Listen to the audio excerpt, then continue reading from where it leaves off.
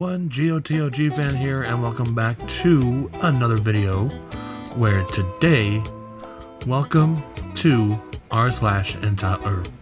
Stories About Kevin. Now, I know it's been a while since I actually recorded a video, and this is the first video I recorded after a month. So let's just get right into it. My best friend is a super Kevin. My best friend is a quirky 25-year-old guy with special interests and a very hard-working attitude towards life. He looks like a gladiator when you see him fight for something, and he is a genuine addition to any friend group. Everyone loves that guy, and he's a genius when it comes to stuff like dancing. You know, never judge a fish by it. What? Never judge a fish by its, never judge a fish for its tree climbing ability and stuff. I can't fucking read. I have spent our 10 years of friendship saying that he must have a very weird type of intelligence, but as I've come across this subreddit, I must say it. He is a Kevin. If not the Kevin. Let me tell you some stories in what I consider chronological order. Kevin at the fair. When I was 12, Kevin watched Toy Stories 2 with his family. Immediately after, they went to a fair and Kevin's dad won a Krillin doll at a fair and gifted it to Kevin, who loves Dragon Ball. When they got home, Kevin flushed the doll into the toilet. When asked why on earth he would do that, he said, "He is Krillin. I thought it would come..." Let me actually redo that voice. "He is Krillin. I thought it would come out of the toilet flying and teach me the Kamehameha wave." Kevin in Love, Episode 1. Kevin had a crush on a girl who was a Jehovah's Witness. She's not allowed to hang out with boys because of religious beliefs and wanted to get married at 16. Oh God.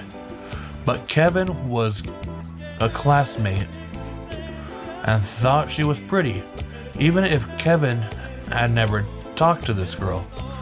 On Valentine's Day, Kevin told the Spanish teacher he had written a poem and wanted to read it. It was, and I am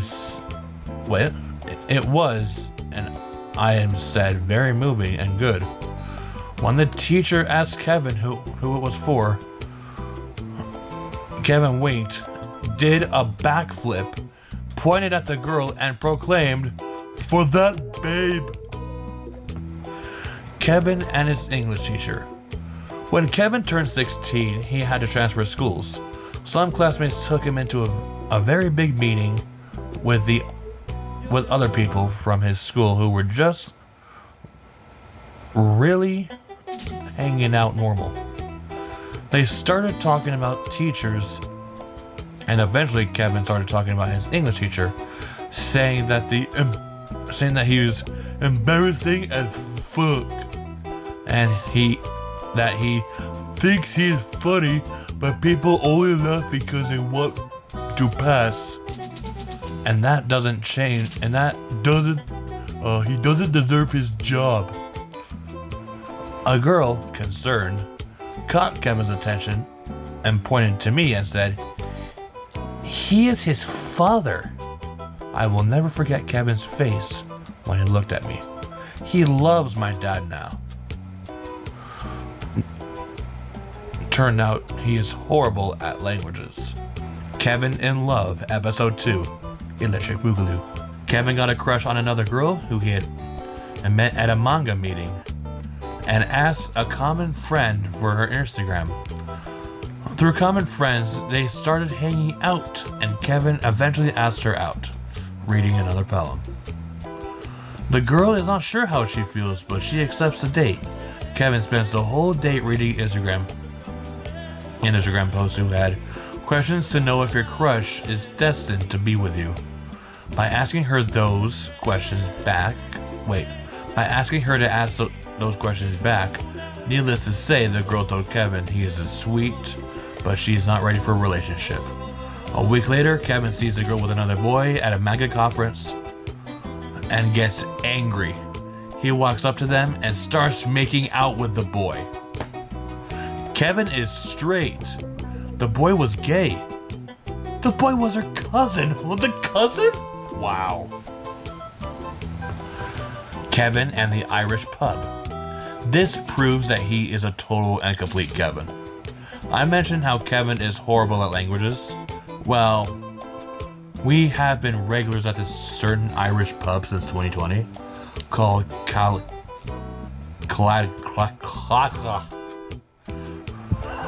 don't even know how to say that.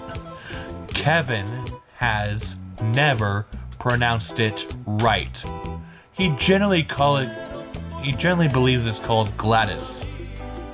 Even when we have clearly told him no, it's not. Kevin's mom complained about how impossible it is to find Gladys on Google Maps. Until I told her how it's written.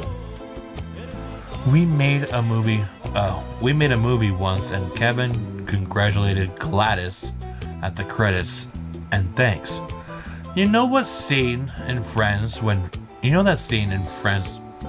Oh my god, I can't fucking read. You know that scene in Friends when Phoebe tries to teach Joey French? It's the same. Kevin meets his friend's girlfriend.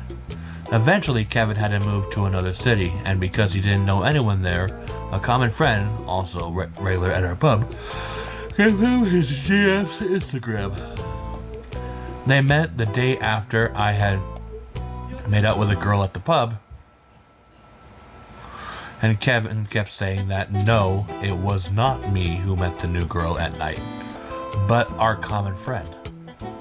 This girl told Kevin it wasn't possible because they had been on video call all night. But Kevin kept insisting it was not a good first impression. Kevin in Love episode 3, Hijuela. I finally taught Kevin how to meet girls at a nightclub one night, and unfortunately he met someone, but it did not work out. However, Kevin is a great dancer, so he met someone else eventually while I was doing my Erasmus for the American audience. An Erasmus is a scholarship where you can get in the EU to study another European country for a year. Huh. Kevin had a fight with this girl and decided to visit me for a whole week. Sweet. We went to a birthday party where he discovered things like ping pong and several African dances. After we left the party, he tells me with a bright smile, "Oh P, I have discovered a new hobby." Cool. Is it ping pong? No, Kevin. No.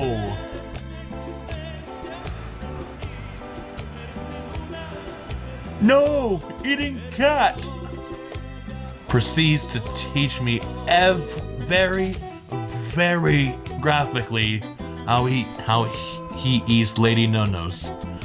Tongue out and everything. It was 3 a.m. in a small town in England. We were yelled at. Oh God, Kevin.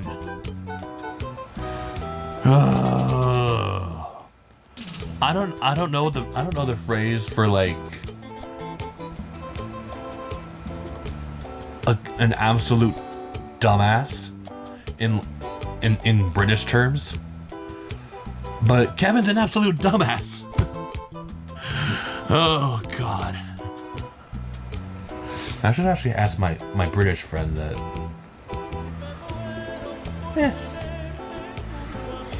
I'll probably forget. Anyway, vamos a comenzar. Kevin gets a job. Oh Lord. Kevin got a job as a dance teacher and was put to teach 6 to 10-year-old children. On his first day, he wrote on the board things to not search on Google and things to not search on Google. Wait, He wrote on the board things to search on Google and things to not search on Google because he thought it would be funny. He added to the not to list 2 girls, 1 cup.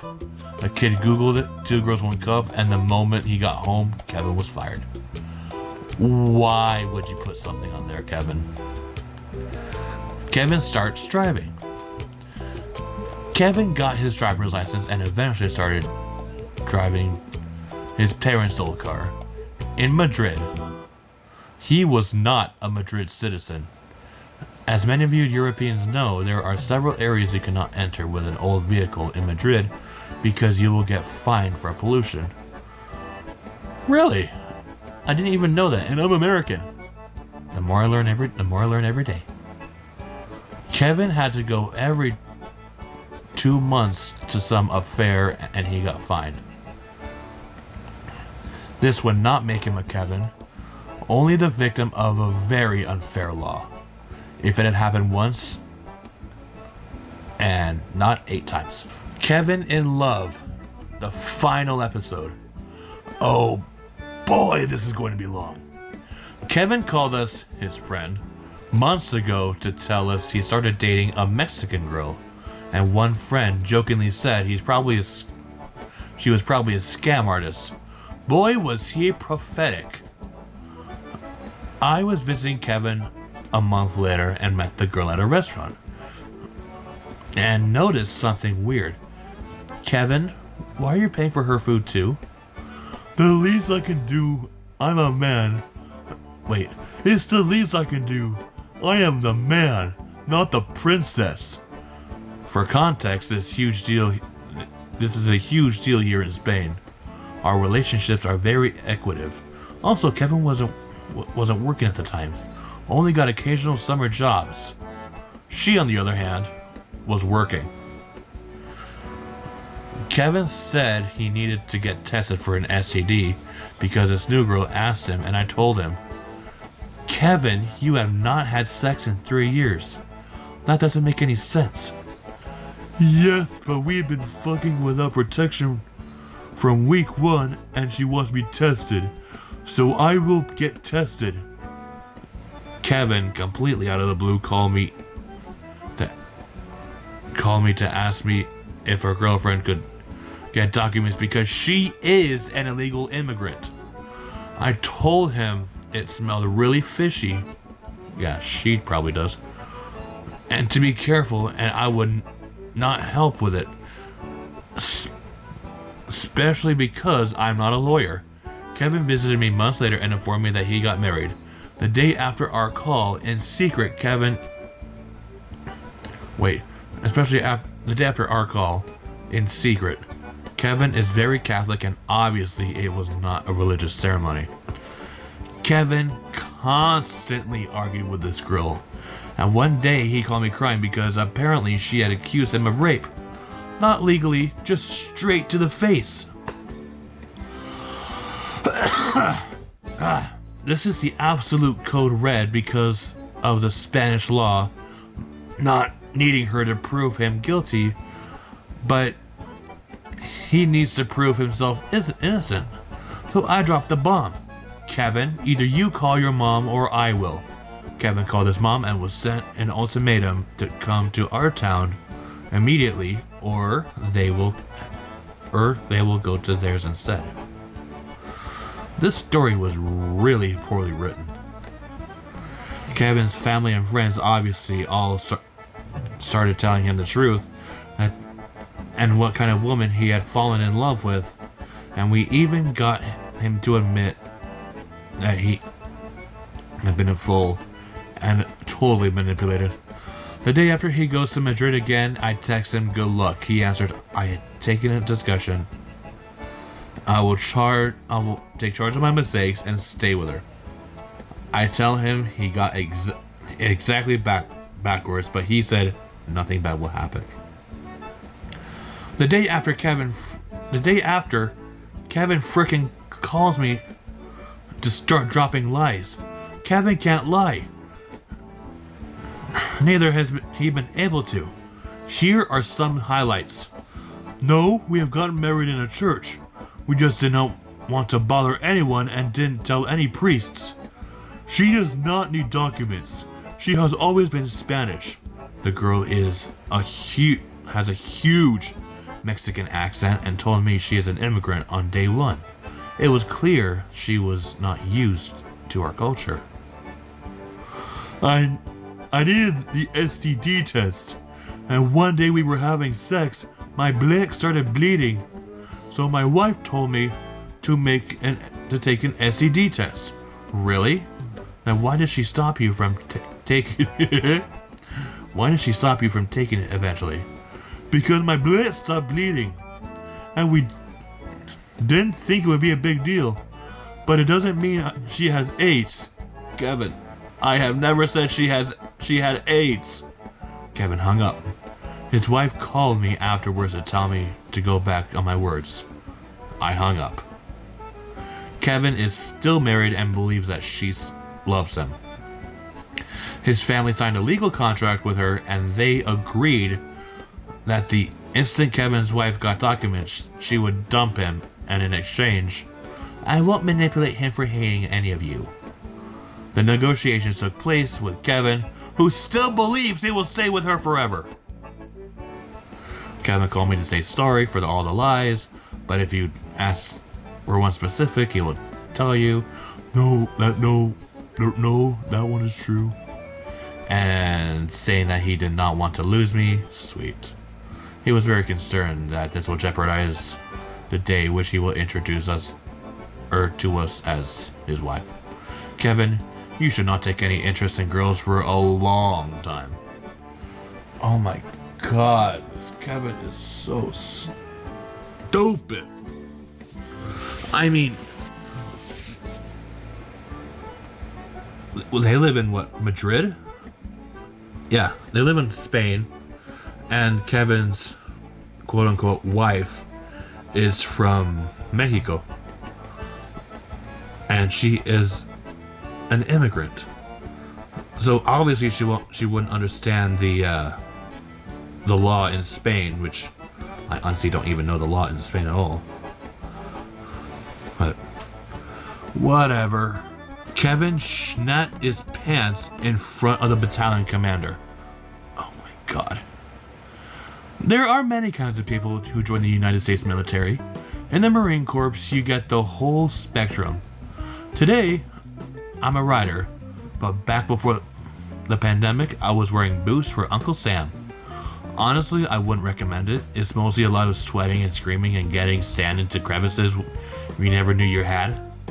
The Marine Corps was not for the faint of heart. The Marine Corps was not for Kevin.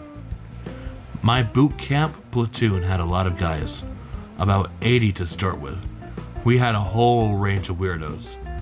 There was Shakespeare, a kid so racist he was bitten to a pulp during a training event for using the N-word. Needless to say, he never made it to graduation. There was Montague, who would talk to himself at night. There was Kennedy, who was secretly Canadian the whole time. Huh. And then there was Kevin. Oh, God. Kevin was from one of those states where the cornfields can speak. They tell you ancient secrets. Kevin was from the kind of place where banjo music lingers ominously. Ominously? The fuck? In the background as you stare into the woods. Kevin had the thickest accent I had ever heard, but it wasn't a problem to Kevin. At first we thought Kevin was pretty alright. He got on well with the others, followed orders, maybe he was a little out of shape, but the drill instructors can solve that just fine over the 13 weeks you spend working out every single day. He also had a stutter that the DIs bully him for relentlessly. I have a stutter too, fuck. Gunny would rush in, and at the top of his lungs he would scream, "Kevin, get over here and say 666! Kevin would oblige. 18 seconds. Gunny would say, 18 seconds and I'm never gonna get back. You would think that this would make the other recruits make fun of him, but actually, it first garnered sympathy. We all felt bad for Kevin. We tried to make sure he kept up during the workouts, and people did their best to make him look good in front of the drill instructors, until they moved on to someone else. They always do eventually. It's just part of the job. We kept this up for most of the 13 weeks, cuddled up until the cubicle, a 3-day experience toward the end of boot camp where you're tested on everything you've trained up to at that point. Hiking, doing maneuver drills and obstacle courses in simulated battlefields, patrols. It's exhausting. And you barely sleep for days until you have to do a 9-mile hike back to the ceremony where you graduate. Kevin made it through all of this just fine, but people were just starting to get a little suspicious. Kevin was doing a little too well. He was almost cheerful. Even people who were starting to suspect he wasn't trying as hard as he used to be, that maybe he had begun coddling Kevin a little bit too much in the course of trying to save him from the drill instructors. It all came to a head when his hiking pack broke during the final hike. It was dark and the instructors had bigger things to worry about. They didn't look too closely at it. Surely no one will pull the back release. Wait. Surely no one will pull the quick release on their strap and lie that it broke in front of the entire company right before they were set to officially become a Marine? Surely anyone who cheated wouldn't do something like that, or something so obvious. Kevin wasn't just anyone. Eventually it was found that his pack was perfectly fine. Someone had pulled a quick release. Nobody ever proved it was Kevin, not in a way that it would be backed by paperwork, so they let him become a Marine. Once you're a Marine in boot camp, you aren't finished. There's still about a week left, if I recall, and you spend a lot of that doing paperwork, purchasing plane tickets, preparing for the graduation ceremony, and seeing your family again for the first time. On Family Day, everything was going swimmingly until the day before Family Day. Oh Lord. See, the battalion commander is, from the perspective of measly recruits like we were, something like your boss's boss's boss's boss's boss's boss's boss's boss's boss. I think I said too many bosses, but whatever.